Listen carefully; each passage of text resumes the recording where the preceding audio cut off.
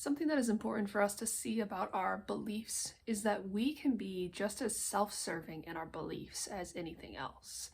Having faith, having a belief system, even in God, is not a guarantee that we are doing those things from right motivations. We can be self-serving in our belief systems if we're not really having those things sanctified. Something really important for us to talk about is how we can be self-serving in our beliefs about God and how this can blind us to the sin in us. We can absolutely take up a faith in God, a belief in God, and it can ultimately just be rooted in a self-serving. It can be rooted in believing that, God is giving us whatever we want and making us special and giving us all these, special things, and we delight in that, but we're not holding that in a real equality. We're not holding that in a real fairness and love for others and other saints. We're holding that purely because we think that God is secretly giving us our sinful desires, our ambition, our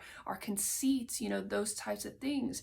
And so while we profess to be serving God and zealous for God, what we're actually zealous for is ourselves.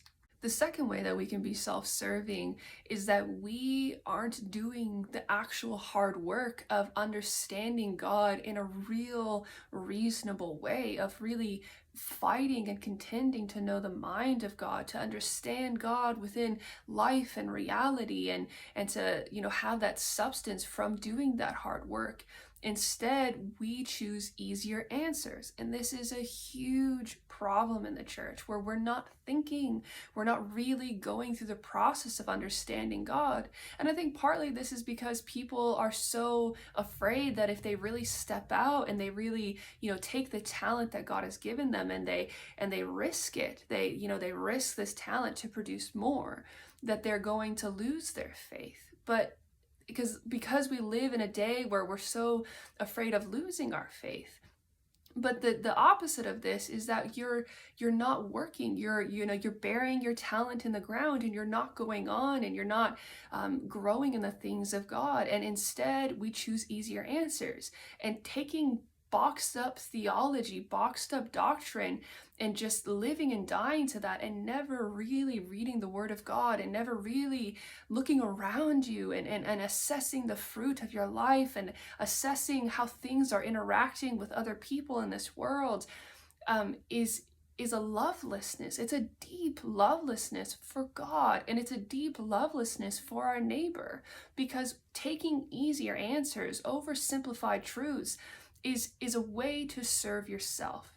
It's a way to make you feel comfortable, to make you feel like you understand, but it's at the cost. It's at the cost of your neighbor's well-being, and it's at the cost of the glory of God, because ultimately you're, believing a truth in the name of God, but it's a half-truth at best, and it works against the truth and the glory of God, because we're ultimately believing a lie in God's name. It's really important that we understand that having a religion, having a faith, is not necessarily just a pure thing. We have to test the motivations of our hearts. We have to see what is really self-serving, and you can be just as self-serving in your religion, in your selflessness, as in anything else. And that's the terrible tragedy of sin, is how much it can deceive us, where we think we're good because we're keeping God's word and we're having faith, when really it's our faith and our religion is rooted in serving ourselves. It's serving our ease, it's serving